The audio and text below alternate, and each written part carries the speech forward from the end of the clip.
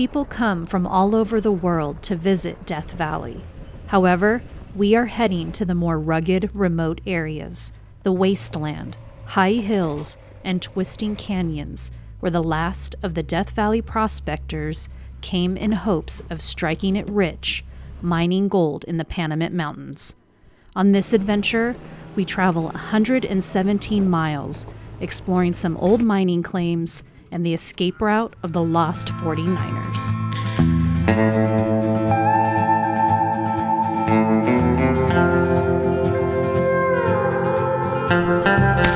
There you go.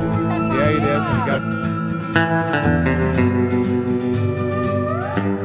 did.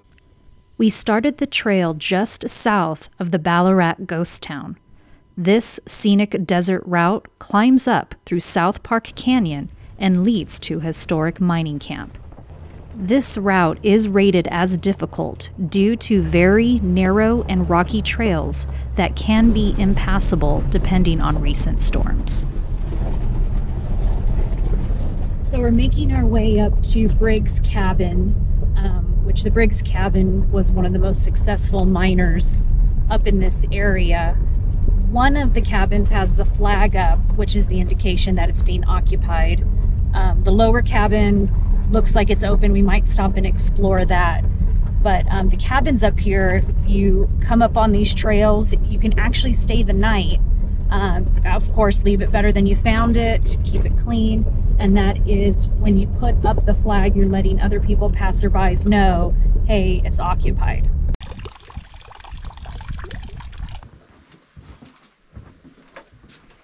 A stove, bunk beds,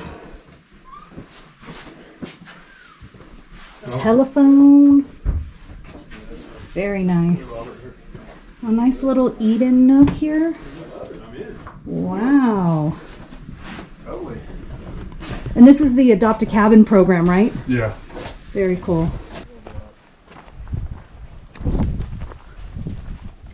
Warm Springs Canyon, past Stripe Butte, and up the mountain, and that's how they exited. That's how they got out. And the story says that when they got to that point where we're going to see the placard, they turned back. One of them turned back and looked at Death Valley, Ferns Creek area, and said, "Goodbye, Death Valley." After a long journey to this point, and with temperatures expected to drop below the 30s at the higher elevations, we decided to make the stone cabin camp for the night. So this is the first inaugural deployment of the AT habitat. We did not put it on camera first because it was our very first time. This is like the very first inaugural trip with us using it. We did open it once with the seller, but we'll show it again at the second campsite. But here it is.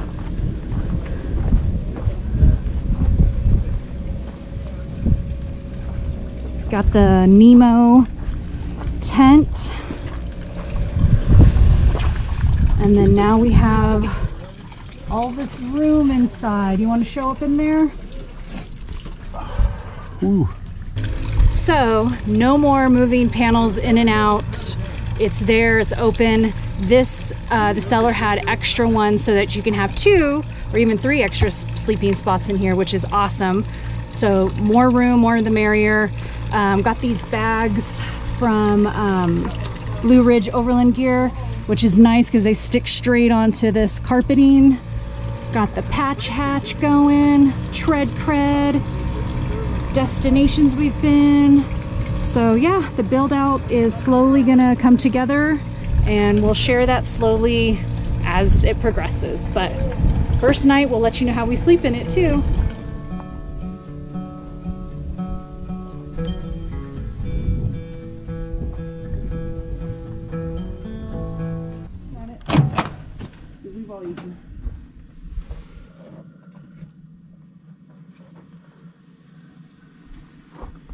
Fresh cinnamon rolls, compliments of the walkers. Nothing like a coffee and a cinnamon roll camping, right? After having breakfast, we left camp and made our way up the Shelf Road, which might be the sketchiest section of trail on the entire trip.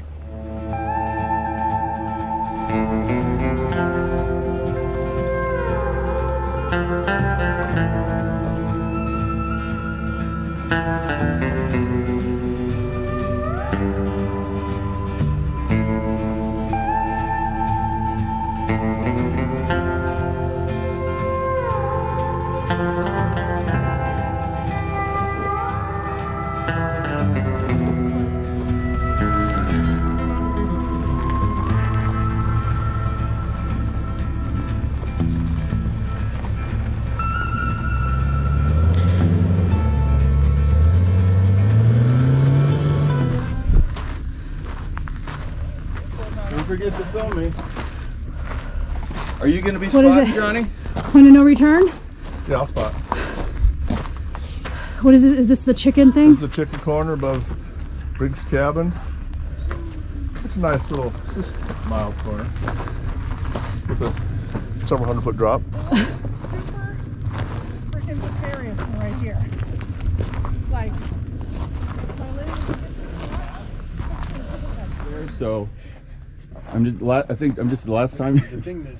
So whoever's coming up here, they have enough room to punch through the last one. Up there, so Well, there should be no punching. We should be Well- crawling slowly. If anybody starts to spin a tire here, Oh, I don't mean there. I just Stop. mean once I get to the top, I'm getting out of here as fast as I can so I can unpucker. did you just say unpucker? Yes. Getting out of the rigs, it's easy to see the correct line. However, it will feel wrong because of how off camber the truck feels as the passenger tires ride along the uphill shelf. It is also extremely important to be light on the throttle. You don't want to bounce off the obstacle, running the risk of tumbling into the wash below.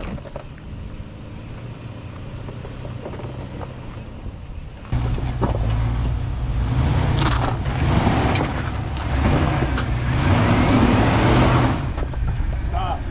Get your front locker. Slow. Do not use throttle. You should go crawl up this without any throttle. Just light throttle. Start moving again.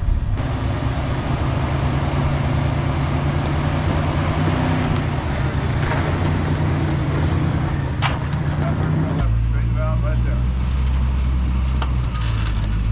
Perfect. Right there. Straight line. Nice and slow. Straight wheels. Drop off.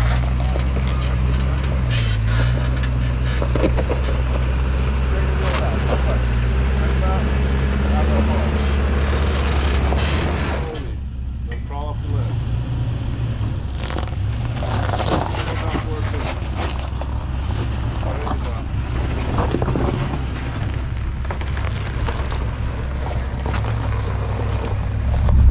How'd that feel?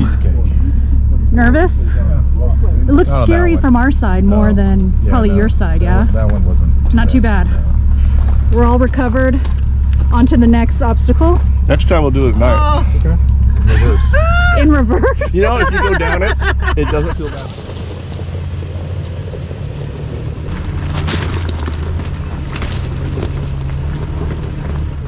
Here at this next obstacle, it is off camber with lots of loose rocks on the driver's side. Don't forget the drop-off below. Be sure to pick the appropriate line, ask for a spot, and crawl through.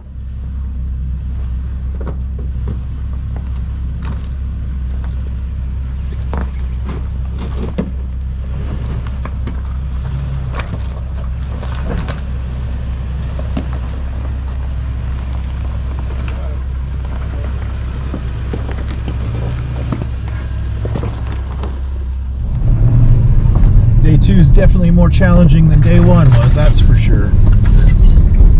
Really on trail today. I think we're all awake. Yeah, it started off with a bang, narrow sections, chicken corners, then a little washout section. That, yeah, I don't even fun think trail. you didn't need any coffee, you know, woke up on straight adrenaline, right? well, now, yeah. Didn't wake up with straight adrenaline, but it's pumping now. Death Valley.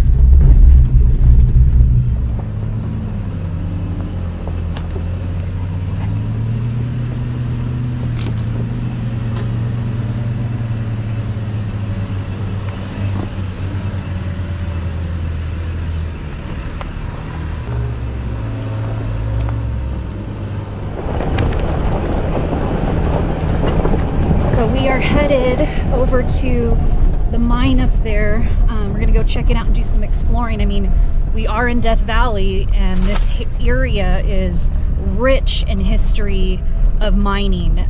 There is a book that we're kind of exploring called Ghosts in the Valley, I believe. I'll make sure that that's the title of it. And we're kind of retracing the steps of these miners and the history of the mining out in this area in Death Valley. So we'll show you around. Last night, I didn't do much footage because we kind of got to camp early and decided to make the stone cabin home for the night. And we'll give you a tour of the habitat more later on. But last night we were visited by multiple herds of donkeys. That was wild to see them. We were parked right near their watering hole. So they came, got some water. It was neat to see them all around. They didn't make a lot of noise or anything, but you can hear them all around the tent. Could hear the change in the water coming out of the spigot and into the tub, and that was how we knew they were gulping the water. And about 2 a.m. or so, just a herd of them coming up, and we were right by their watering hole, like 5 feet from it. So it was kind of cool just to have them outside there. And like Milin said, we're in their territory, so. We were happy to share it and got a little couple of glimpses of them this morning. So we're here at the mine. We're gonna kind of do some exploring and see what we get into. See what it looks like. Always be careful exploring old mines because it can be very dangerous. But we'll take a peek and see what it looks like. Oh wow. Just imagine them even getting this equipment up here is incredible.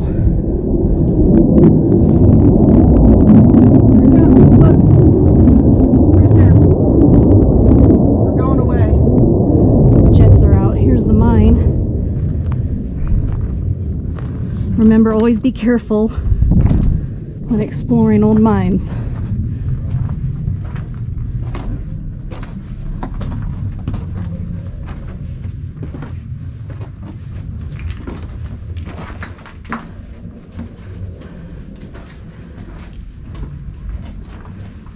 This one goes pretty far back.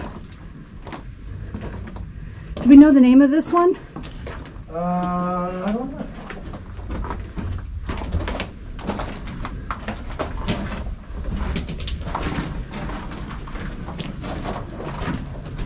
Quartz. Look at that quartz.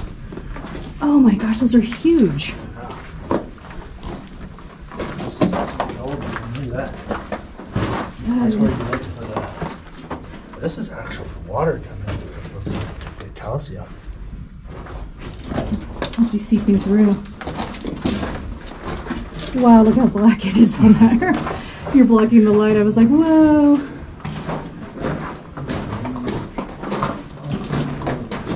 You can see the track still here. The mine car come through. Watch your step.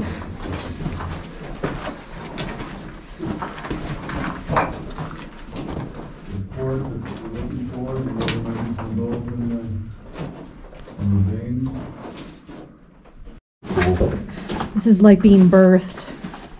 Light at the end of the tunnel. Ah, now I get the saying.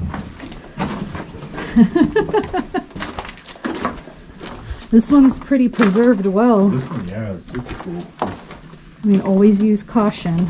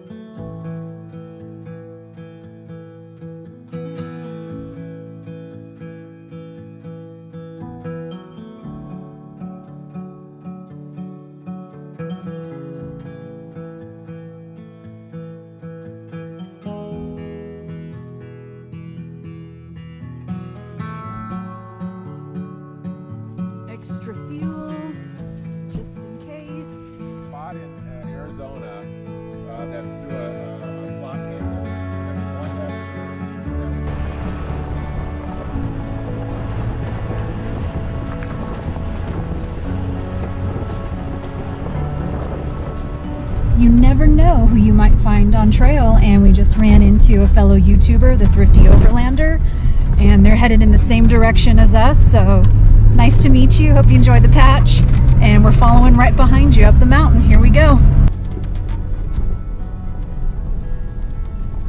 It's hard to capture on video, but this hill was very steep. We utilized 4 low in our rear locker to ensure we made it up with no issues.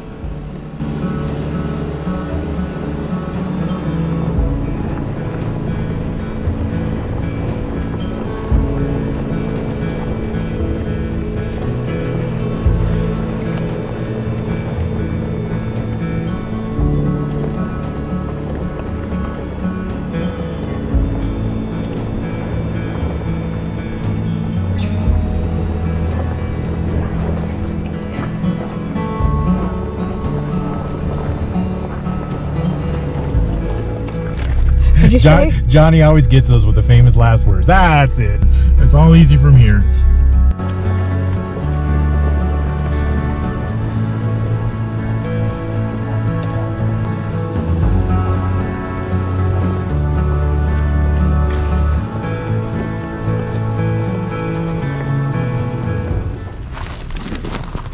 What's the monument? This is Rogers Pass. This is where William Manley and I can't remember his first name, but Rogers hiked out from Furnace Creek to Los Angeles to find help for the 49ers that were coming from the East Coast to the gold fields in California. And they had to hike on foot from here to Los Angeles, and this is the pass they came from Furnace Creek over. Went down Pleasant Canyon and then all the way to Los Angeles. Jeez. On foot. That's a pretty amazing. Okay, this goes in dead ends. We're not going up that. We're going down here to the cabin, which is not too far down. All right.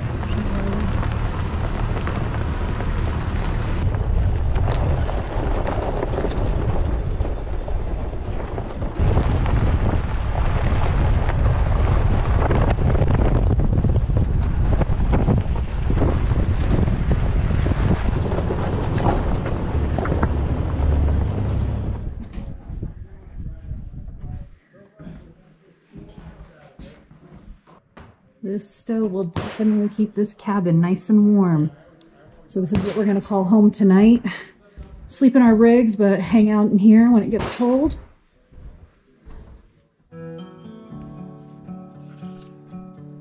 Hey, if you're not yet subscribed, hit that subscribe button and join us on the open road.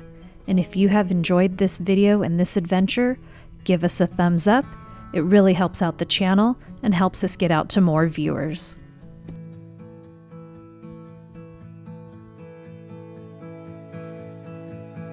This had to be one of the most amazing sunsets that we had ever witnessed. And we also enjoyed a wonderful family-style meal cooked by Robert and Scott. With our full bellies, we retired to the fire like we always do, to share stories and end the night. Be sure to check back. Part 2 of our Death Valley expedition will be coming soon.